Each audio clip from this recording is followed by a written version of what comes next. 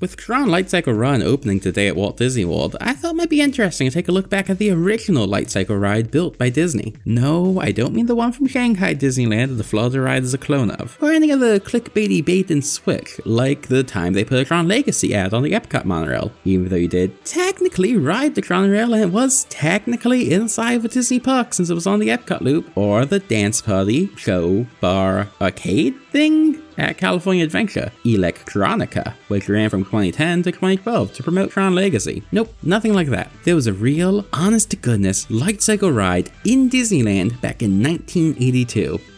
Sort of. I guess I'll let you decide if it counts and then tell me in the comments what you think. For Disneyland locals, this is a PeopleMover. I know that's an unfamiliar concept to y'all on the West Coast, but it can still be seen in Florida to this day, right next to a much bigger castle. Despite the fact that Disneyland's closed long ago, the abandoned track can still be seen in Tomorrowland. And it was actually in Disneyland first, opening in 1967 under the name Wedway. It was a pleasant tour through Tomorrowland, weaving around the land and in and out of attraction show buildings. Slow enough to be relaxing, but brisk enough to keep it exciting, but not too fast, because you know, a fast version of the PeopleMover would be ridiculous. When the PeopleMover went down for a lengthy refurbishment in 1976, a cutting-edge, high-tech experience was added, the Super Speed Tunnel, where wraparound projections surrounded guests as race cars flew past, with the visuals giving the illusion of a high-speed chase with fans blowing on them to further immerse guests in the action. It was a precursor to many modern designs, with its influencing on everything from Runaway Railway to Fast and Furious Supercharged to that one part of Seas with Nemo and Friends that always gives everyone motion sickness for some reason. A similar effect was used in Florida's version of Tomorrowland for the ride If You Had Wings, just a couple years earlier. While it wasn't the most effective or exciting theme park experience, the Super Speed Tunnel seen here and the one in Florida were pretty ahead of their time when they opened in the 70s, so it only made sense to overlay it with a new theme based on a movie that was so ahead of its time that was disqualified from even being nominated for a Visual Effects Oscar because using computers was seen as cheating. Tron.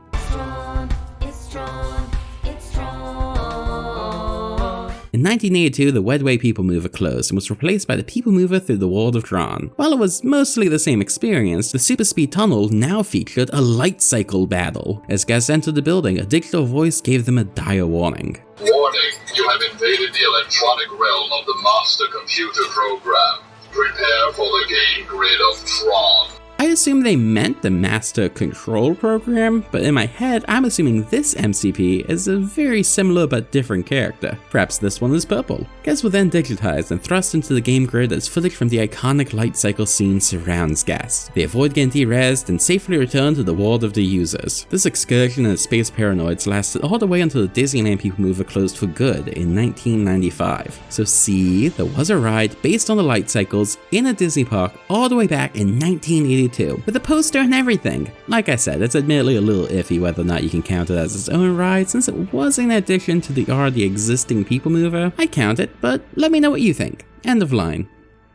Greetings, users. I am the Master Computer Program, and I am purple. Subscribe to this channel, or else face immediate de-resolution. That's right, you'll become 144B. It'll be like watching YouTube in 2007 all over again. End of line.